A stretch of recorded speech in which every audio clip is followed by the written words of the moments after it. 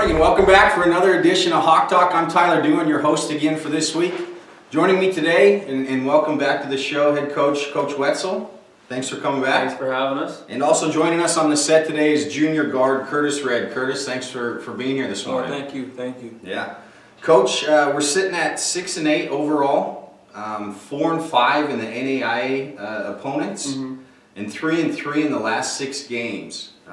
We're not quite halfway through the season. Right. Kind of fill me in on where you're sitting as a team and how you're feeling as we approach, midway through the season. Right. I think for a first-year program, first-year head coach in the program, I should say, for us to go through that gauntlet of a schedule we did, and I think finish the way we did is very promising.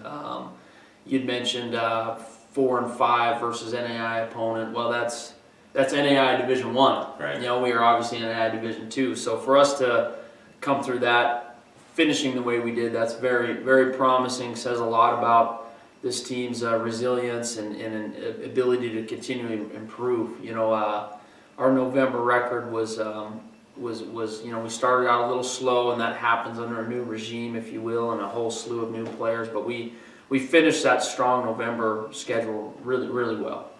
Good. I want to touch on a big game coming up. UND at UND. Is that right? Yep. Okay. What are you expecting for that game? It's you're not the only one, but it's a big game. It's an exhibition game, and it's an opportunity for us to get better.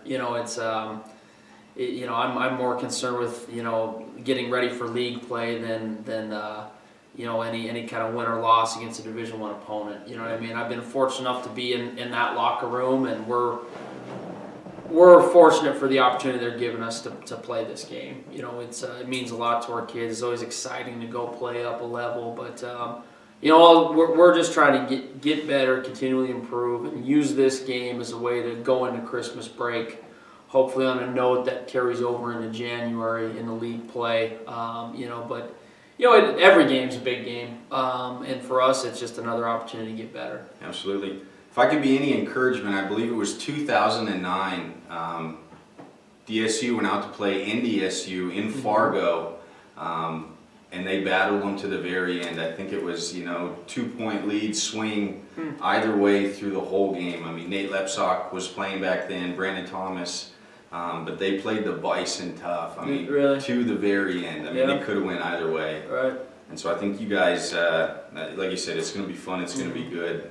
And I think it's on Fox Sports North. So as people are kind of flipping through the channels, week from Friday. Sure.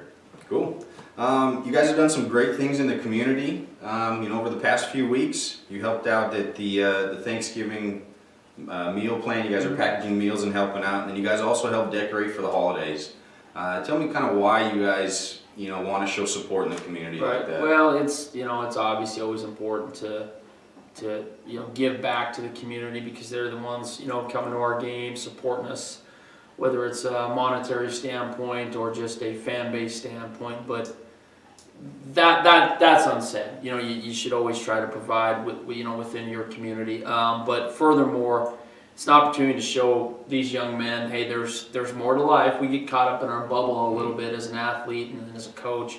There's more to life than your bubble and those 40 minutes up on the basketball court. And that's an opportunity for these guys to show, hey, there are people in need out there. There are when we went to the home to help decorate with some of the senior citizens. I mean, it was a great opportunity for these guys to see a different world and to understand, hey, these, the opportunity to brighten their day, But furthermore, most importantly, it's an opportunity to give back, but to show our young men that there's more to our little bubble of athletics. Absolutely. Curtis, hometown's Denver, Colorado? Yes, sir. Okay, and then you played at Lamar Community College? Absolutely. Where's that one located? That's located in southeast Colorado. It's a small little town in Lamar. Okay. So it was fun. Fun time. How'd you end up here at Dickinson State? When Coach Wetzel got the job, my assistant coach from Lamar was actually working at Montana State with Coach Wetzel, and Coach Wetzel gave me a call and told me that he was interested, and I trusted my assistant coach and telling me he was a good guy, and so far he's been right. So that's how I ended up down here. That's good. You've got 12 games played this year. You're averaging 11.4 per game, 4 boards per game. Just tell me a little bit how you feel, how your season's going so far. I think I've had an okay season, I just I focus mainly on my defense. I mean, if the offense comes, it comes. I'm a guy that really just wants to focus on the defensive end, and then offensively it would come to me. When it comes to rebounding, it's something I've always been pretty good at when it comes to just having a niche for the ball. So that's something I try to help my team do. I'm just glad I'm trying to kind of turn the role a little bit, and we're starting to pick up some wins. Good, good. It's one thing to ask a coach how team chemistry is doing, but it's also important to get a player's view. How's the team meshing so far? We're really meshing really well. This team is really, we break down the huddle, we say family on 3, and we break it down. I think we really mean that. I mean, guys in our locker room genuinely care about each other. And coming from my JUCO, where guys really it wasn't really a close-knit, this is a really close-knit group, Everybody cares about each other, and that's something that's very valuable. That's good, that's good. Coach, you said next Saturday's the UND game? Yep. Fox Sports 1 or North or one of those Yeah, channels? Fox Sports North, I think, yeah. Okay, okay. Anything else you guys want to add to the show today? Yeah, just one thing on Curtis. He's a remarkable young man, and he's all too humble about what he's saying in terms of his rebounding. We've literally changed the way our rebounding philosophy. Normally he plays the 2 spot.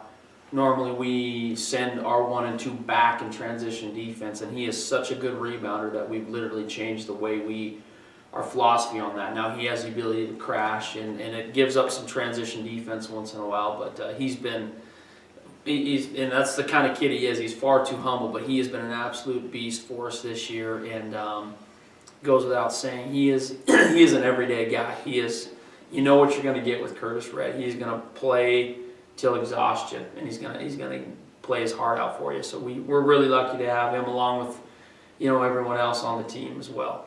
Awesome. Curtis, we're glad you're here. Wish you the best the rest of this season and the rest of your career here at Dickinson State. Thank you. Thanks for joining in the Hawk Talk.